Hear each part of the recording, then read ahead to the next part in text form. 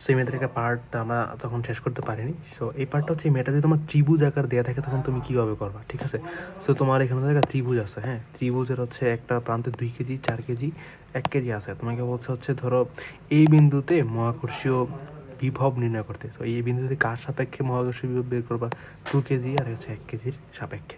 এখন ধরো তোমার অবভিয়াসলি এইখানে ত্রিভুজের বাহুর দৈর্ঘ্য দেওয়া থাকবে।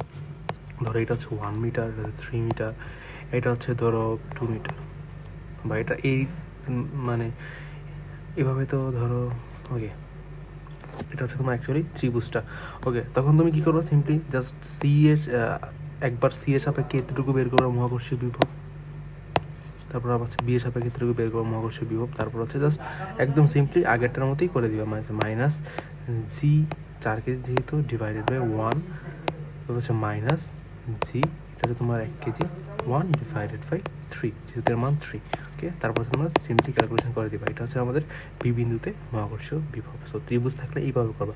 ধরো তোমাকে সরলরেখা দিছে এইভাবে। ওকে, সরলরেখাতে কীভাবে করবা? সরলরেখা ধরো এখানে একটা বস্তু আছে, এখানে একটা বস্তু আছে, তোমার এই পয়েন্ট দিয়ে দিছে, এটা ধরো 2 মিটার, এটা ধরো 3 মিটার। সিম্পল, এটা হচ্ছে ধরো যদি 1 কেজি হয়, এটা যদি 1 কেজি হয়, তো তুমি এতটুকু সাপেক্ষে জিএম বাই আর করবা। এই আর তো মান দেওয়া থাকবে, ধরো এটা 1 মিটার, এটা ধরো 2 মিটার, এইটা ধরো 4 কেজি। সিম্পল আর কি। তুমি চতুর্ভুজটা বুঝে থাকলে এই 3টা টাইপ থেকেই সম্ভব এইচএসসিতে, তুমি 3টা টাইপই পারবে অ্যাকচুয়ালি। সো এরকম হইতে পারে, হ্যাঁ। সো আশা করি তোমরা 3টা টাইপ বুঝতে পেরেছো।